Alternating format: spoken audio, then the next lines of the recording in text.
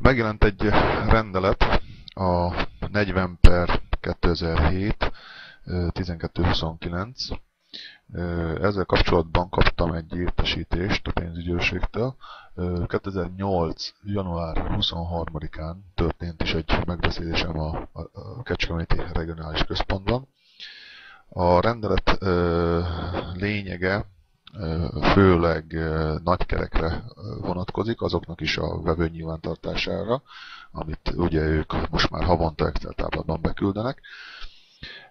Fő változás itt a számla kibocsátásának kelte, a pénznemet is fel kell tüntessük majd az Excel táblában. Nem csak a nagykereknek, hanem az adóraktáraknak is új engedélyeztetést kell majd véghez vinnünk. Itt egy új nyilatkozatot kell majd tenni minden egyes adóraktárnak és nagykereskedésnek, hogy pontosan milyen szövegezéssel az egyelőre még most fogalmazódik. Maximum húsvétig ezt be kell majd adnia minden adóraktárnak és nagykernek. Ami ebben a rendeletben fontosabb változás, hogy fontos lesz majd a kísérő okmányoknak a milliméter pontos megjelenése. A visszatöltést kell, hogy naplózza a program.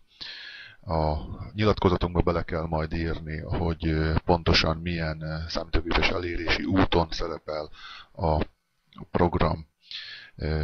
És van még a rendeletben egy olyan utalás, ami akármilyen helyreállítást, hogyha végzünk a programban, ez csak bejelentés alapján történhet. A megbeszélés folyamán kiemelték a 42. paragrafust, a 11-est és a 37 per át. Megjelent egy rendelet, a 40